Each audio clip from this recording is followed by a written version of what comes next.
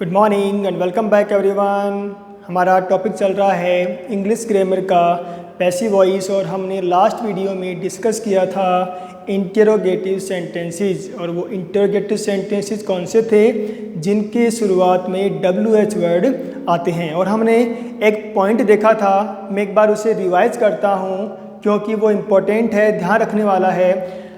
क्या बात की थी? जब सेंटेंस के शुरुआत में वॉट एंड whom आता है, कौन से तो WH word what and whom आता है, तो हमें वहाँ पे क्या नहीं मिलता, ऑब्जेक्ट नहीं मिलता। ये हमने बात की थी, ओके। और उन दोनों एग्जाम्पल्स में ऑब्जेक्ट था भी नहीं, ओके। बट अगर आपको याद हो तो हमने एक बात डिस्कस की थी कि सेंटेंस में दो ऑब्जेक्ट हो सकते हैं। मैक्सिमम कितने? दो ऑब्जेक्ट हो सकते हैं। तो दो ऑब्जेक्ट के लिए क्या है, अगर मुझे मान लो वॉट वाला ऑब्जेक्ट नहीं मिला तो कौन सा मिल सकता है? whom वाला। अगर हमें सेंटेंस में whom वाला ऑब्जेक्ट नहीं मिला तो कौन सा मिल सकता है? वॉट वाला, ओके। हम एक एग्जाम्पल से इसे समझते हैं। हमारा एग्जाम्पल है जैसे कि what did you give him, what did you give him. अब देखिएगा इसमें ऑब्जेक्ट है, कौन सा है? हिम। क्यों, कैसे पता चला? देखो वॉट वाले में एक ऑब्जेक्ट तो आपको नहीं मिलेगा। कौन सा ऑब्जेक्ट? जो हमें वॉट का आंसर देता हो, क्या, जिससे पता चलता है कि ये क्या है, ऑब्जेक्ट है। लेकिन ये ऑब्जेक्ट तो मान लो नहीं है क्योंकि वॉट ऑलरेडी क्वेश्चन में आ गया, ओके। बट एक ऑब्जेक्ट तो यहाँ पे मिल सकता है हमें, कौन सा? हिम। हमने बात की थी कि ऑब्जेक्ट कौन से होते हैं, एक तो डायरेक्ट और एक होता है इनडायरेक्ट। अब ये वाला कौन सा है, अगर आपको याद हो तो ये कौन सा है? इनडायरेक्ट ऑब्जेक्ट है। तो डायरेक्ट ऑब्जेक्ट हमें नहीं मिला बट हमें इनडायरेक्ट ऑब्जेक्ट तो मिल ही सकता है, ओके। तो देखते हैं इसका पैसिव वॉइस कैसे बनेगा। सबसे पहले क्या आता है? WH word, okay. याद होगा आपको, सबसे पहले क्या आता है? WH word. उसके बाद में क्या आता है? HV। उसके बाद में क्या आता है? Object, okay. जो एक्टिव वॉइस का जो होगा ना ऑब्जेक्ट, उसे हम क्या बनाएंगे? सब्जेक्ट। उसके बाद में नॉट आ सकता है, उसके बाद में कोई भी बीन या बीइंग आ सकता है, और उसके बाद में मेन वर्ब की थर्ड फॉर्म, और उसके बाद में बाई प्लस बाद में क्या? सब्जेक्ट या एजेंट या डूअर प्लस क्वेश्चन मार्क। ये हमने देखा था। देखते हैं इसका आंसर क्या होगा। सबसे पहले क्या आता है? WH वर्ड आ गया। सेकेंड प्लेस पे क्या आना चाहिए? HV। तो यहाँ पे देखो HV क्या है? डिड। क्या है? डिड। और डिड को अपन चेंज किस में करते हैं? वॉज या वर में। अब वॉज या वर में से कौन सा यहाँ पे HV लिखूँ, ये डिसाइड करेगा हमारा एक्टिव वॉइस का ऑब्जेक्ट, ओके। देखो यहाँ पे ऑब्जेक्ट क्या है? हिम। वो इधर आएगा तो क्या बन जाएगा? सॉरी, वो इधर आएगा तो क्या बन जाएगा? ही। हिम यहाँ पे क्या बन जाएगा? ही। तो ही बनेगा। अब देख लो डिड चेंज होता है वॉज या वर में, तो ही के अकॉर्डिंग कौन सी HV आएगी? वॉज। कौन सी आएगी? वॉज। समझ में आ रहा है? What was he. डन। उसके बाद में देखिए हमें क्या चाहिए? नॉट है क्या? नहीं है। कुछ ऐड होने वाली कंडीशन है, ऐड मतलब बी, बीन, बीइंग कुछ ऐड होगा? नहीं होगा। तो इसका मतलब क्या हो गया? अब हमें आगे बढ़ना है। एक बार आप देखो, जब भी आप रफ में ये क्वेश्चन सॉल्व करो तो ये काम आप कर सकते हो। कौन सा? जैसे मैंने ये लिख दिया तो इसको क्रॉस कर दो, आपने ये भी चेंज कर दिया तो क्रॉस कर दो, आप ये भी लिए है तो क्रॉस कर दो। इससे क्या होगा? चीज़ें ईजी लगेगी। भाई दो ही चीज़ें बची हैं, हमारा काम आसान है, हम कर लेंगे। क्या कि यू तो क्या है यहाँ पे? सब्जेक्ट है, वो क्या बनेगा? ऑब्जेक्ट जाएगा लास्ट में, क्या बन जाएगा? Bye you. बट उससे पहले हमें क्या लिखना है? मेन वर्ब की थर्ड फॉर्म। तो यहाँ पे क्या आ जाएगा? थर्ड फॉर्म और बाय यू, ओके। तो अपना आंसर क्या हुआ? देखो, what was he given by you. अपना आंसर क्या हुआ? कंप्लीट हो गया। अब दूसरा एग्जांपल लेते हैं अपन, whom वाला।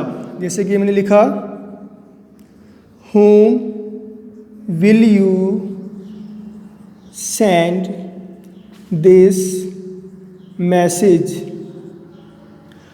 whom will you send this message. Okay, तो देखिएगा सबसे पहले क्या WH वर्ड क्या आता है, WH वर्ड। अब हमें ध्यान रखना है क्या, whom को चेंज किस में करते हैं, who में, और who को चेंज किस में करते हैं, by whom में। अब देखिएगा यहाँ पे ऑब्जेक्ट है या नहीं है, चेक कर लेते हैं। देखिएगा एक ऑब्जेक्ट तो आपको बताता है whom, यानी कि किसे या किसको बताता है। एक ऑब्जेक्ट है आपका डायरेक्ट ऑब्जेक्ट, वो बता सकता है। चेक करते हैं, सेंड किया या भेजेगा, सेंड करेगा, क्या सेंड करेगा, दिस मैसेज, यह है तो क्या, तो ये किसका आंसर दे रहा है हमें, व्हाट का। तो इसका मतलब एक ऑब्जेक्ट तो है, एक ऑब्जेक्ट अपने पास नहीं है, तो हम एक ऑब्जेक्ट वाले सेंटेंस का पैसिव वॉइस भी तो बना सकते हैं इजीली। देखिएगा सबसे पहले क्या आ जाएगा, हु। ओके, बिकॉज हुम को चेंज किस में करते हैं अपन, हु में, और हु को चेंज किस में करते हैं, बाई हुम में। ओके, तो हु आ गया। सेकंड प्लेस पे क्या आता है, HV, तो HV यहाँ पे क्या आ जाएगा भाई, विल। ओके, उसके बाद में क्या चाहिए मुझे, सब्जेक्ट, ये ऑब्जेक्ट है, यहाँ पे क्या बन जाएगा, सब्जेक्ट। तो मैं क्या लिख दूंगा, दिस मैसेज। ओके, तो who will this message. Okay, इतना नोट है, नहीं है, कुछ ऐड होना है, क्या होगा भाई, विल या सेल, यानी कि मॉडल में अपन क्या ऐड करते हैं, बी, तो यहाँ पे क्या आ जाएगा, B. Who will this message be. अब अपन क्वेश्चन में कुछ क्रॉस कर लेते हैं, मतलब हटा देते हैं क्या क्या चीज़ें आ चुकी है। हम ये भी लिख चुके, हम ये भी लिख चुके, हम ये भी लिख चुके और ये भी लिख चुके। तो इसका मतलब क्या हो गया, अब चीज़ें ईजी लगने लग गई। पहले सेंटेंस बड़ा लग रहा था, अब क्या हो गया, छोटा। अब हम आंसर आराम से लिख सकते हैं। यू तो जाएगा लास्ट में, यू नो। उसके बाद में क्या, हमें क्या, उससे पहले क्या लिखना है, मेन वर्ब की थर्ड फॉर्म। तो थर्ड फॉर्म क्या हो जाएगी इसकी, सेंट। पता होगा आपको, सेंड, सेंट और सेंट। ओके, हाँ देखिएगा एक सेंट ये भी तो होता है। ओके, ये सेंट कौन सा होता है, जिसमें से क्या हो, फ्रेग्रेंस आए। फ्रेग्रेंस का मीन्स क्या हो गया, सुगंध। तो सेंट का मतलब क्या होता है, सुगंध। ओके, जिसमें क्या हो, हमें एरोमा, फ्रेग्रेंस, सेंट, इत्र, ये सब कुछ चीज़ें है ना, वो सब सिमिलर हैं, तो इनका मीनिंग क्या हो गया, सुगंध। तो ये तो अलग मैटर है, बाद में बात करते हैं। तो सेंट, सेंट और सेंट। ओके, तो यहाँ पे आ गया थर्ड फॉर्म।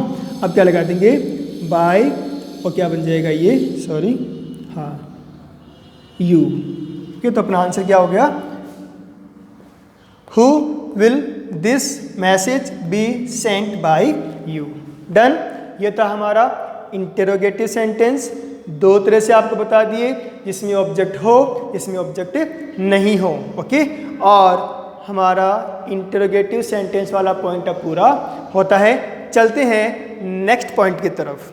वो हमारा क्या है, आपको मैंने लास्ट वीडियो में बताया था, एंड में हमारा जो नया पॉइंट होगा वो होगा इम्पेरेटिव सेंटेंस। ओके, तो इम्पेरेटिव सेंटेंस देखते हैं एक्चुअली इम्पेरेटिव सेंटेंस होते कौन से हैं, हम कैसे पता लगाएं कि ये वाकई में इम्पेरेटिव सेंटेंस है या नहीं है। हमें सबसे ज़्यादा जो इम्पोर्टेंट बात ध्यान में रखनी है इम्पेरेटिव सेंटेंस में, वो ये है कि सेंटेंस का कम से कम पता तो चले कि ये इम्पेरेटिव है या नहीं है। देखिएगा कैसे, मैं लिखता हूँ, जैसे कि अपना पॉइंट है वो है इम्पेरेटिव सेंटेंस। ओके, अपना पॉइंट है इम्पेरेटिव सेंटेंस। और इम्पेरेटिव सेंटेंस को हिंदी में क्या बोलते हैं अपन, आज्ञार्थक वाक्य। क्या बोलते हैं, आज्ञार्थक वाक्य, जिसमें आप कोई काम क्या करोगे, मना करोगे, किसी को ऑर्डर दोगे या रिक्वेस्ट करोगे, तो कहीं ना कहीं क्या है, इसमें या तो रिक्वेस्ट की जाएगी या ऑर्डर दिया जाएगा, कमांड दिया जाएगा या परमिशन ली जाएगी। तो ये सब क्या होते हैं, इम्पेरेटिव सेंटेंस होते हैं। इसको हिंदी में क्या बोलते हैं, आज्ञार्थक वाक्य। हिंदी के मीनिंग से ही पता चल रहा है कि वाकई में इनमें क्या होगी, आज्ञा दी जाएगी या ली जाएगी। देखिएगा, इम्पेरेटिव सेंटेंस का सीधा सा तरीका है पहचान करने का। जो इम्पेरेटिव सेंटेंस है वो क्या है, शुरू होते हैं इम्पेरेटिव सेंटेंस स्टार्ट्स विद, शुरू होता है किससे, या तो वर्ब की फर्स्ट फॉर्म से या फिर डू नॉट से, डू भी आ सकता है, ओके, डू नॉट या डू से, या शुरू होता है प्लीज या काइंडली से, प्लीज या काइंडली से, या शुरू हो सकता है लेट प्लस या तो मी या हिम या हर या देम या इट, ओके। लेट के साथ में क्या क्या आ सकते हैं देखिएगा, ये अगर आपको ध्यान में हो तो ये सब क्या है, ऑब्जेक्ट है, ये सब क्या है, ऑब्जेक्ट्स हैं, ओके। तो देखो क्या हो गया, लेट के साथ में या तो मी या हिम या हर या देम या इट। अब इनकी एग्जाम्पल देखेंगे तब चीज़ें आपको और क्लियर हो जाएगी। बात करते हैं इम्पेरेटिव सेंटेंस स्टार्ट किस किस से होते हैं, जैसे कि मेन वर्ब की फर्स्ट फॉर्म। अगर सेंटेंस की शुरुआत में क्या आती है, मेन वर्ब की फर्स्ट फॉर्म, तो सेंटेंस क्या है, इम्पेरेटिव सेंटेंस। जैसे कि play the music, play the music, देखिएगा शुरुआत में क्या है, मेन वर्ब की फर्स्ट फॉर्म, तो इसका मतलब क्या हो गया, ये क्या है, इम्पेरेटिव सेंटेंस है, सिंपल है, प्ले द म्यूजिक, ये हो गया। अगला क्या है हमारा, जिस सेंटेंस की शुरुआत में क्या आ जाए, डू नॉट या डू, जैसे कि do not go there, do not go there, वहां मत जाओ। डू नॉट मेक नॉइस, आवाज मत करो। डू नॉट लाफ, हंसो मत। Don't talk in classroom, class में बातें मत करो। तो ये चीज़ें क्या है, मना करने वाले हैं। आप किसी को क्या करो, किसी काम को करने से मना करोगे या रोकोगे, ओके। तो ये हो गया अपना डू नॉट वाला, ओके। और प्लीज या काइंडली वाली, जैसे कि मैं बोलूँ please give me a pen, please give me a pen, please भी आ सकता है और काइंडली भी आ सकता है, ओके। अब देखते हैं इनकी एग्जांपल्स, एक दो एग्जांपल देखते हैं इनके भी। जैसे कि मैं लिखूं लेट मी गो, लेट मी गो, इनका मीनिंग क्या होता है, मुझे जाने दो। Let him speak, let him speak, उसे बोलने दो।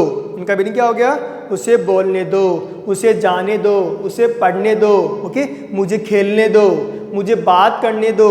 ये सब क्या होते हैं, इम्पेरेटिव सेंटेंस होते हैं। इनके शुरुआत में क्या आता है, लेट, और ध्यान रखिएगा इनके बाद आपको मी, हिम, हर, देम, इट यही मिलते हैं, और ये सब क्या है, ऑब्जेक्ट हैं। अब आपके माइंड में आया होगा कि सर लेट के साथ में असली तो बोलते हैं अपन, लेट्स गो, लेट्स सी, तो ये सब क्या होते हैं कि लेट के साथ में असली तो आता है, बट वो इम्पेरेटिव सेंटेंस नहीं है। वो कौन सा सेंटेंस है, वो असर्टिव सेंटेंस ही माना जाता है। ध्यान रखिएगा, लेट के साथ में अगर अस आता है वो क्या है, इम्पेरेटिव सेंटेंस नहीं है। वो कौन सा सेंटेंस है, वो है अपना असर्टिव सेंटेंस। हम उसकी बात बाद में करेंगे, ओके। तो एक बार रिपीट करता हूँ कि इम्पेरेटिव सेंटेंस शुरुआत में क्या होता है, या तो वर्ब की फर्स्ट फॉर्म, जैसे कि प्ले द म्यूजिक, या फिर डू नॉट या डोंट, मैं इसको ऐसे शॉर्ट में डोंट भी बोल सकता हूँ, तो डोंट गो देयर या do not go there. Please kindly I, please give me a pen, kindly accept my offer, kindly accept my application. तो ये सब क्या हो गया, इम्पेरेटिव सेंटेंस हो गए। फिर लेट की बात करते हैं, लेट मी गो, मुझे जाने दो। लेट हिम स्पीक, उसे बोलने दो। लेट हर डांस, उसे नाचने दो। लेट हर सिंग, उसे गाने दो। लेट हर रीड, उसे पढ़ने दो। ओके, ये सब क्या है, इम्पेरेटिव सेंटेंस है और ये अपने आप में बहुत ही इजी पॉइंट है पैसिव वॉइस का। और ये जो मैंने पॉइंट अभी डिस्कस किया है वो आपको आगे वाले टॉपिक्स में भी काम में आएगा, क्योंकि वहाँ पे भी हमें चेक करना पड़ेगा कि ये सेंटेंस इम्पेरेटिव है या नहीं है। तो ध्यान रखिएगा, ये चीज़ें आपको अभी सीख लेनी है। अब मैं इसे क्या करता हूँ, रब करता हूँ, फिर हम शुरू करते हैं हमारे फर्स्ट सेंटेंस यानी कि फर्स्ट फॉर्म वाले सेंटेंस का पैसिव वॉइस अपन कैसे बनाएं। ओके, समझ में आ गया होगा आपको ये। अब लेते हैं हम कुछ एग्जाम्पल्स, और एग्जाम्पल्स कौन से हमारे आज के, इम्पेरेटिव सेंटेंस। इम्पेरेटिव सेंटेंस को हिंदी में क्या बोलते हैं, आज्ञार्थक वाक्य। देखिएगा, मैं एग्जाम्पल लेता हूँ। अपना फर्स्ट एग्जाम्पल है, open the door, open the door, दरवाजा खोलो। तो देखिएगा शुरुआत में क्या है, फर्स्ट फॉर्म है, शुरुआत में क्या है, फर्स्ट फॉर्म है। और अगर आपको इम्पेरेटिव सेंटेंस का पैसिव वॉइस बनाना हो तो आपको दो फॉर्मेट ध्यान में रखने हैं, मैं उसका डिस्कशन करता हूँ अभी।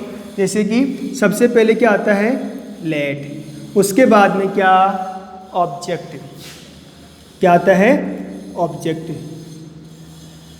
ओके। और उसके बाद में क्या आता है,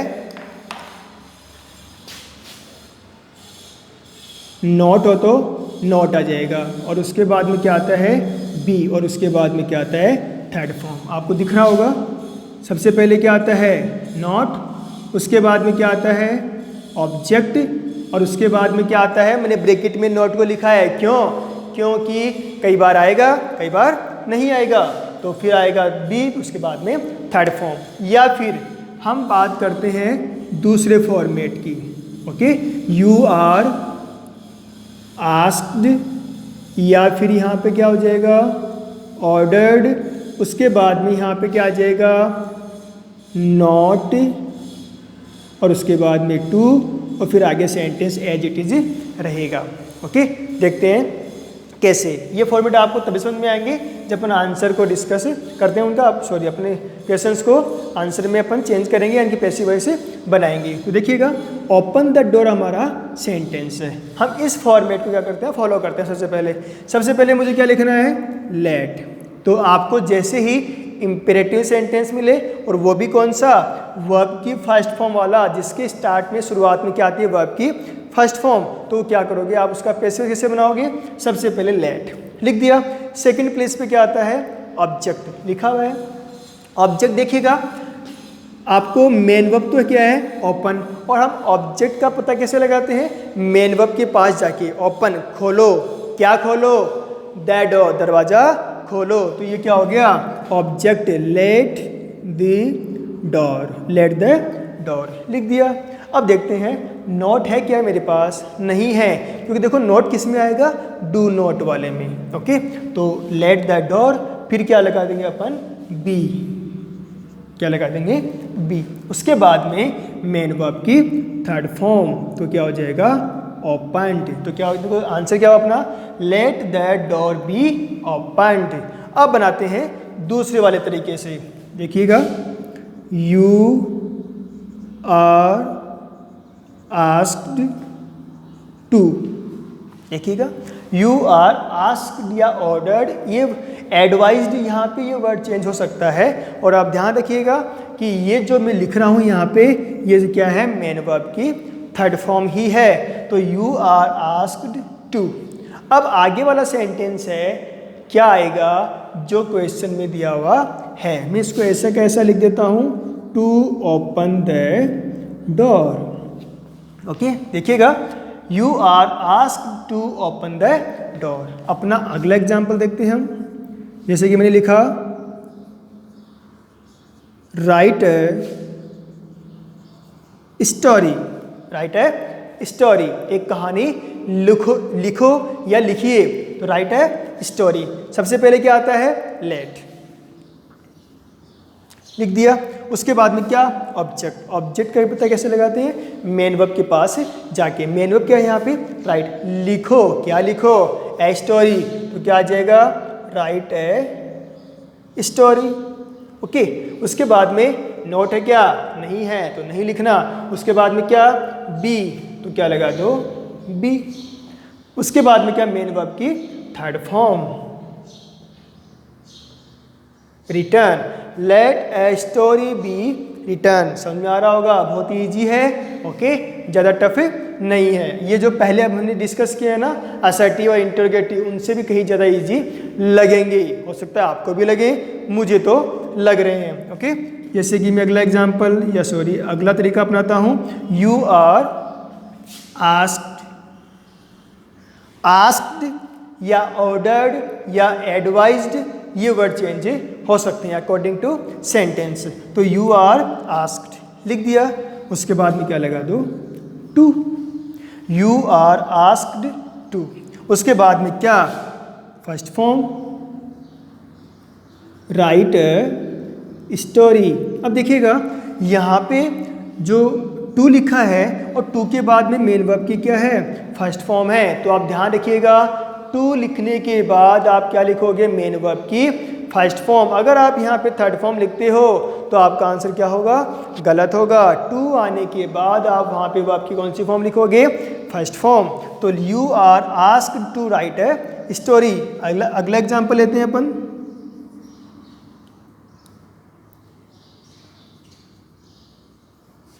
bring a duster, bring a duster. तो देखो आंसर क्या हो जाएगा, let a duster be, third form bring की ब्रॉट। ओके, तो अपना आंसर क्या हो गया, let a duster be brought. Okay, अब यू आर से बनाएंगे। You are asked to bring duster. वापस ध्यान रखिएगा, टू लिखा है।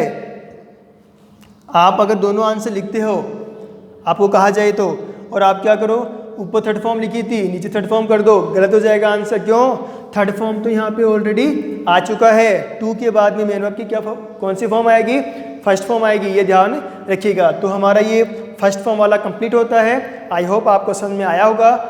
दूसरा एग्जाम्पल लेते हैं अपन, डू नोट वाला। ओके, जो मैं इसको रब करता हूँ, ध्यान रखिएगा।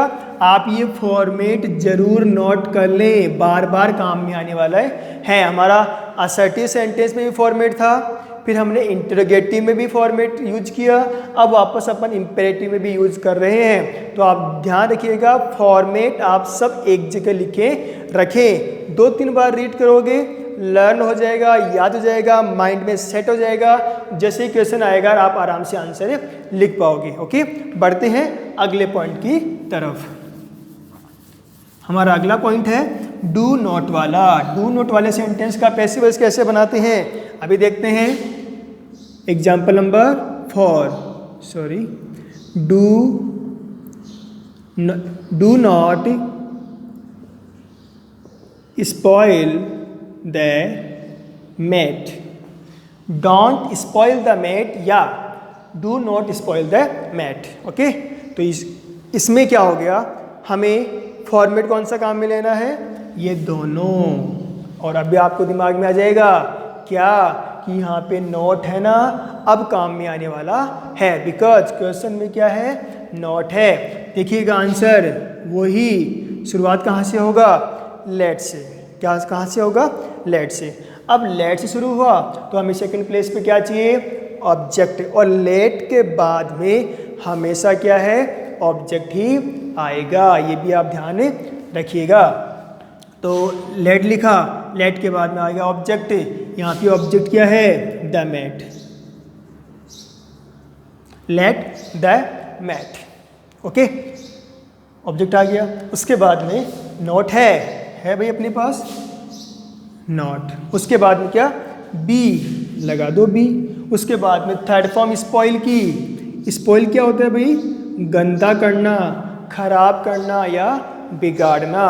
तो क्या हो गया, let the mat not be spoiled. आपको कई बुक्स में आंसर ऐसे भी मिलेगा, let not the mat be spoiled, let not the mat be spoiled. Okay, ये भी आप ध्यान रखें, आप ये भी लिख सकते हो और आप ये वाला भी लिख सकते हो। ओके, जो आपको अच्छा लगे लिख दें। ज़्यादा आप प्रीफर कौन सा करेंगे, ये वाला, बिकॉज ये इस फॉर्मेट पे बेस है, तो बेस्ड है, तो यहाँ पे क्या होगा, हम फर्स्ट फॉर्म वाले भी इसी तरीके से बनाएंगे और ये वाला भी इसी तरीके से बना लेंगे, तो कन्फ्यूजन नहीं होगा, तो आप इसे ही फॉलो करें। ओके, अब यू आर से बनाएं, यू आर, क्या हो गया, यू आर। अब सेकंड प्लेस पे क्या, सॉरी, इसके आगे क्या आता है, आस्क्ड या ऑर्डर्ड या एडवाइज्ड अकॉर्डिंग टू सेंटेंस।